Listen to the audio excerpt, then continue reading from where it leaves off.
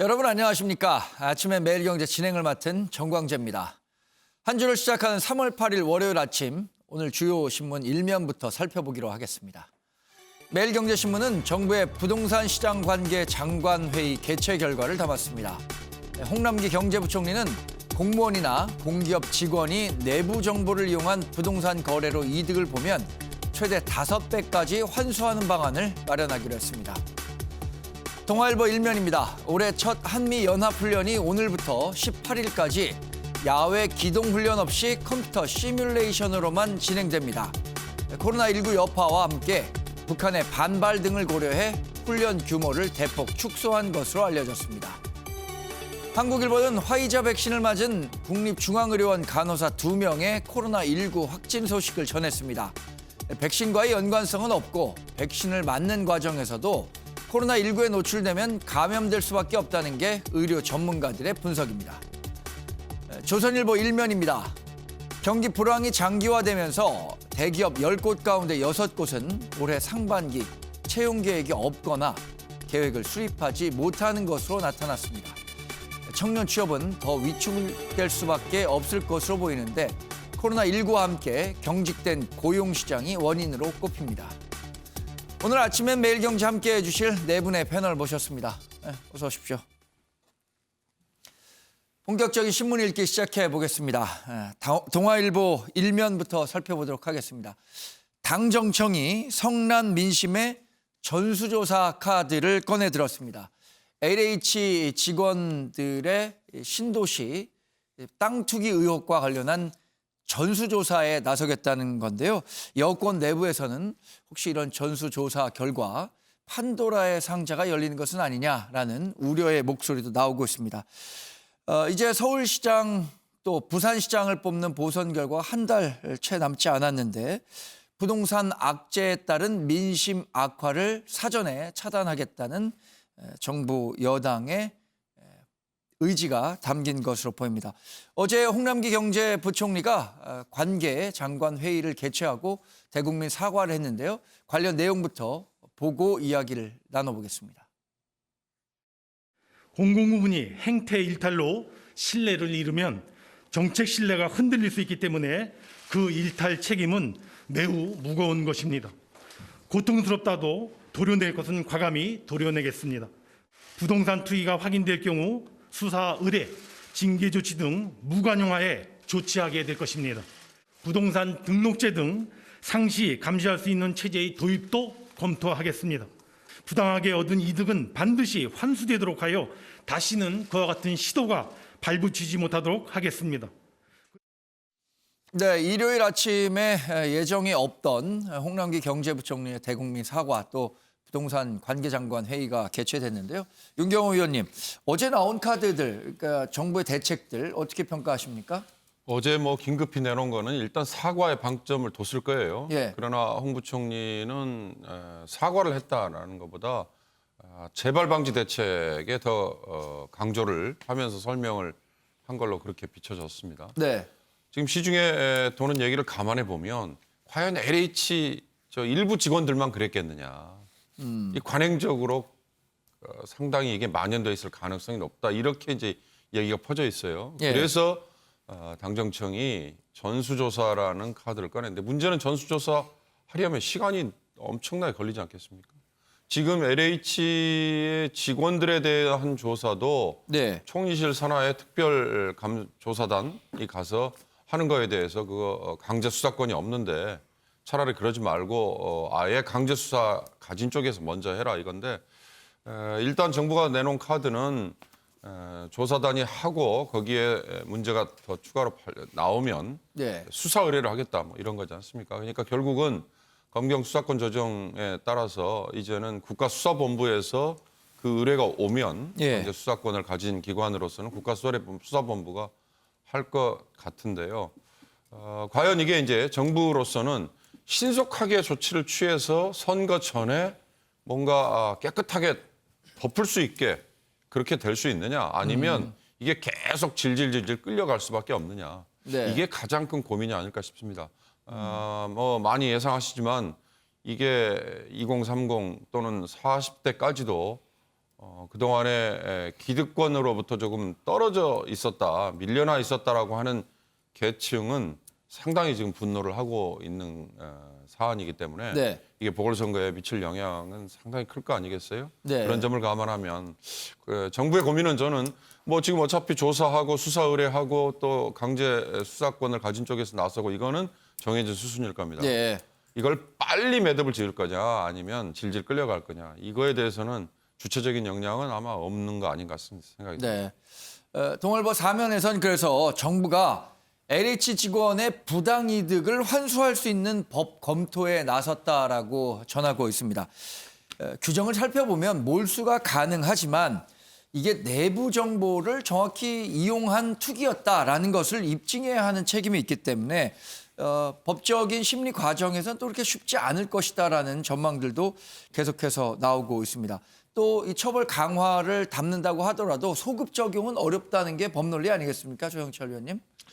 이게 투기 조사는 굉장히 사실 어렵죠. 근데 예. 투기 조사보다 더 어려운 것이 투기로 얻은 이득을 환수하는 부분이겠죠. 예. 이것은 사실 민사 부분으로 가는 문제이기 때문에 이 부분에 대해서 과연 국가가 그 재산 소유자에게 이것을 강제할 수 있느냐 이 예. 문제는 굉장히 좀 복잡해지는 문제이고 그렇기 때문에 지금 정부가 가장 먼저 해야 될 것은 투기 진상 조사를 명확하게 그러니까 그 땅을 갖고 있는 사람 그리고 땅을 매입한 사람이 꼼짝 못하도록 만드는 조사 결과가 중요한데 예. 지금 이렇게 조사를 한다면 시간만 너무 질질 끌어서 그 사람이 결국 저항권을 충분히 확보할 수 있는 그런 예. 시간을 벌어주는 것이 아니냐. 지금 뭐 조사를 한 뒤에 수사 의뢰를 한다고 하는데 예. 이렇게 하다 보면은 적어도 1년 가까이 걸리지 않을까 저는 이렇게 싶습니다. LH공사 직원만 10,000명이 넘습니다. 예. 그 10,000명에 대해서 조사하는데 얼마나 많은 시간이 걸리겠습니까? 지금은 사람에 대해서 LH공사나 뭐 공무원에 대한 조사보다는 땅에 대한 조사부터 먼저 해야죠. 네. 땅을 전부 다 확보를 해서 예. 땅값이 많이 오른 부분에 대해서 이 땅값이 많이 오른 땅들을 전부 다 전수조사해서 예. 소유자가 변동이 최근 5년 동안 어떻게 했는지 이 부분부터 빨리 조사를 한다면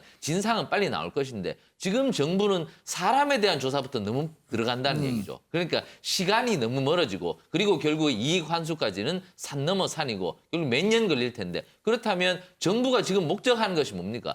빨리 택지를 확보해서 공급을 늘리겠다는 거지 않습니까? 예. 그렇다면 그 지금 현행 택지에 대해서 자기가 수용당하는 사람들이 이제 땅값 불만부터 일어날 겁니다. 그리고 수용이 안 될 겁니다. 그렇다면 정부의 부동산 정책도 실패하게 된 것이죠. 지금 네. 빨리 수사를 빨리 해서 이 토지의 소유관계를 빨리 명확히 해서 투기를 했느냐 안 했느냐부터 잡아내는 것이 중요하지. 지금 예. 정부가 너무 속도를 빨리 하지 못하고 있다. 속도를 올리는 것이 정부의 관건이다. 저는 이렇게 생각합니다. 네. 이 문제를 어떻게 수습할 것인가에 대해서 지금 최경철 의원 얘기하신 것처럼 매일경제신문을 보면은 민변에서는 뒷북 대책보다는 강제 수사로 전환해서 빨리 수사 단계로 들어서야 한다 이렇게 주장을 하고 있고요. 정부에서는 일단 땅 투기가 의심되는 부분에 대해서 자금 출처라든가 탈세 조사까지 함께 의뢰를 하겠다는 거죠. 어제 관계장관 회의에 국세청장이 자리를 함께 한 것도 관심을 끌었는데 이런 부분들에 대한 실효성 논란은 여전히 존재하는 것 같아요, 김종욱 교수님. 그러니까 지금 정부가 지금 하고 있는 수사본부가 이제 국무조정실하고 국토교통부, 행정안전부, 경찰청 이렇게 돼 있는데 예. 제가 볼 때 일단 여기에 국토교통부가 들어가 있는 것 자체가 국민들이 볼 때 이 수사본부가 제대로 수사할 수 있을 것인가라는 고민들이 많을 거기 때문에 제가 볼 때 국토교통부 같은 경우는 일단 장관 같은 경우는 과거에 LH공사 사장을 했었기 때문에 예. 좀 배제할 필요가 있을 것 같아요. 그러니까 적어도 가장 중요한 건 이 수사본부가 공정하게 이걸 수사할 수 있을지에 대한 국민적 신뢰를 확보하지 못하게 되면 앞으로 어떤 예를 들면 수사나 조사를 한다고 하더라도 국민들이 그것에 대해서 신뢰할 수 없기 때문에 저는 말씀하신 좀 강제 수사를 할 수 있는 권한이라고 하는 것 하나하고 예. 그다음에 전수조사라 이 두 가지 카드를 같이 사용할 수 있는데 예를 들어 전수조사라고 하는 것들을 통해서 강제 수사는 왜 뒤에 하느냐라고 하는 또 다른 신뢰를 잃었던 측면이 많기 때문에 예. 저는 지금 국민들의 분노를 따져보면 어떤 형태로든지 강제 수사에 들어갈 수밖에 없다는 생각이 들고 그것들을 빨리 정부가 좀 선택을 해서 이번만큼은 적어도 일정하게는 신뢰할 수 있을 만하구나라고 하는 것들을 좀 줄 필요가 있다. 예. 좀 그래야지만 앞으로 부동산 정책을 추진한다고 하더라도 정부 정책에 대해서 신뢰할 수 있지 않겠습니까? 말씀하신 것처럼 이번 수사에서 만약에 용두사미로 끝나게 되면 앞으로 문재인 정부가 추진하는 부동산 정책에 대해서는 아마 국민들이 신뢰하기 되게 어려울 거다라는 생각이 드는 거고 네. 그랬을 때 이 신뢰가 사라진다라고 얘기하는 거는 특히 이 정부의 핵심적인 지지층이라고 얘기할 수 있는 20, 30대에 대한 지지가 완전히 떨어진다고 생각할 수 있기 네. 때문에 저는 좀 이 정부가 그다음에 정부 여당이 명운을 좀 걸고 이 부분과 관련해서는 뭐 강제적인 수사를 할 수 있는 방법을 통해서 정확히 처음부터 끝까지 인사 문제부터 시작해서 형사, 민사 모든 것을 다 활용하더라도 일벌백계를 통해서 뭔가 문제를 해결하겠다고 하는 결연한 의지가 보여주지 않는다면 예. 저는 상당히 안 좋은 후과로 결말이 날 거라는 생각이 듭니다. 네. 어제 이 투기 이익에 대한 환수 검토와 함께 공직자의 부동산 등록제를 추진하겠다 이런 방침도 포함이 됐습니다. 그러면서 이사 부동산 공급 대책에 대한 후퇴가 없다는 점도 분명히 했는데요. 공직자 부동산 등록제라는 게 사실 윤기찬 변호사님, 공직자는 지금 고위공직자 같은 경우는 재산 신고를 1년에 한 번씩 하고 있잖아요. 이것과는 어떻게 차별점을 갖고 이거를 한다면 이제 부동산 거래를 할 때마다 신고를 하게 하겠다는 겁니까? 뭐 그런 취지예요. 그런데 사실 실효성은 떨어지는 것이 그러니까 공직자들 경우에는 업무상 관련된 주식 같은 거는 사실 백지 신탁을 하든가 네. 신고를 다 해야 되잖아요. 그런 취지인데 실제 이것이 효과성이 있을지는 좀 의문입니다. 왜냐하면 차명 등록, 차명 부동산 소유도 있기 때문에 예. 이 개발지 같은 경우에도 본인들 이름으로 산 사람들도 문제지만 사실은 차명으로 산 사람이 얼마인지에 대한 파악이 어떻게 할 것인가. 네. 그러니까 총리께서 지금 말씀하신 것은 부총리께서 말씀하신 거는 일단 투기가 확인되면 그다음에 뭐 자금 출처라든가 탈세 여부들을 확인하겠다, 조사하겠다라는 것인데 순서가 잘못됐어요. 이건 투기라고 규정을 하고 나서 네. 그다음에 국세청을 동원해서 자금 출처를 조사하다 보면 차명 소유자들이 나오게 됩니다. 네. 지금 거기까지는 지금 정부에서 얘기하지 않는 것이고 법을 제정해서 수익을 환수하겠다 이렇게 나가기보다는 현재 이게 지구로 지정이 안 돼 있어요. 예. 여기가 2022년도에나 개발지구로 지정이 되거든요. 그러면 지구 지정 시점부터 어떻게 보면 기득권이 부여되는 것이기 때문에 예. 지구 지정 이전에 이 사람들이 개발이익을 못 가져가게끔 하면 되는 겁니다. 개발이익을 가져갈 수 있는 것은 사실은 이게 토지를 되파는 게 아니라 예.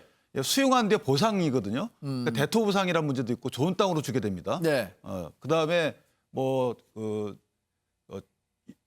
이주자 입주권. 택지라 그래서 네. 자기가 이주했을 때 어떤 주택을 또 주게 되고 그다음에 생활할 수 있는 생활 택지도 주게 되고 이런 것들을 예. 배제하면 돼요. 그런 배제하는 방법을 LH나 국토부에서 고민해 봐야 되는 부분이고 네. 사실 이 사태의 가장 큰 책임은 변창흠 국토부 장관이에요. 예. 왜냐하면 변창흠 장관이 LH 사장으로 있다가 국토부 장관으로 오셨는데 LH 사장으로 있을 때 어쨌든 LH 직원의 감독 책임이 있는 거잖아요. 근데 국토부 장관은 와서 해당 지구에 대해서 이 택지개발지구로 지정하기 전에 예. 발표하기 전에 해당 지구에 대해서 LH 관계자들이 얼마큼 토지를 소유하고 있었는지를 확인해 볼 필요가 있었는데 그것도 실명이 있는데도요. 예. 전혀 확인하지 않고 이걸 신규 택지 부지로 그냥 발표해 버린 겁니다. 이게 누구 책임인가요? 그래놓고 변창흠 장관이 하는 말씀이 이것은 개발될지 모르고 샀던 것인데 개발이 네. 된 거다. 이렇게 말하는 것이 과연 이게 국토부 장관이 할 말인지 저는 개인적으로 그런 국토부가 이번 조사단에 포함된 것도 문제지만 네. 이 변 장관이 과연 국토부 장관의 업무를 계속 수행할지에 대해서 저는 대통령께서 결단을 해야 된다고 봅니다. 네.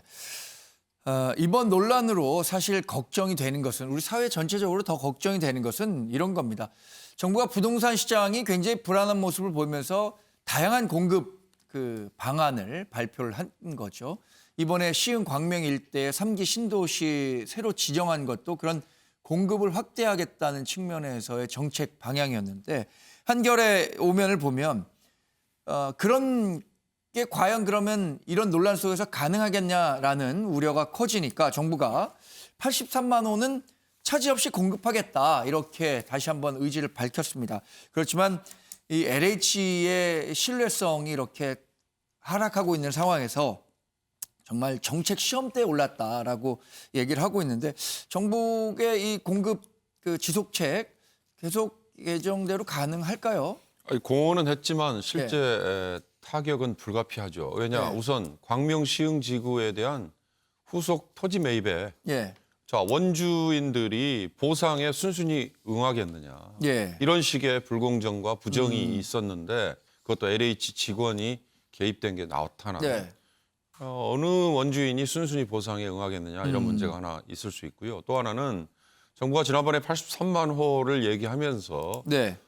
광명, 시흥과 부산, 광주 이렇게 큰 지구만 발표했고 나머지는 추가로 더 지역을 후속 발표를 하기로 돼 있었죠. 네. 그 후속 발표도 이제 정부가 내놓기만 하면 거기 누가 미리 땅 사놨는지 다 먼저 밝혀라. 네. 이런 논란에 당연히 휘말릴 가능성이 있기 때문에 이런 그 신도시 내지는 대규모 택지를 공급하는 방식의 주택 공급 정책이 당연히 흔들릴 수밖에 없게 됐죠. 네. 그래서 제가 아까부터 말씀드립니다만 어떤 식으로든 빨리 매듭을 짓는 방법 그게 지금으로서는 뭐 딱 손에 잡히지 않겠지만 네.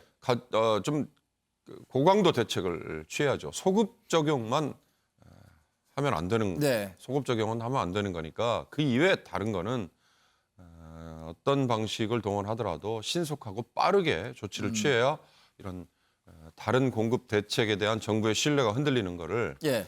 그나마 막을 수 있을 것 같다는 생각이 듭니다. 네. 사실 주택 매수 대기 수요자들은 신도시 개발에 대해서 많은 기대감을 갖고 있었는데 이렇게 신규 택지지구 발표가 늦춰질 가능성이 크고 또 토지 수용이 제대로 이루어지지 않을 경우엔 불가피하게 이 신도시 개발도 늦춰질 수밖에 없기 때문에 이런 것들에 대한 우려의 목소리는 계속 커지고 있는 것 같죠.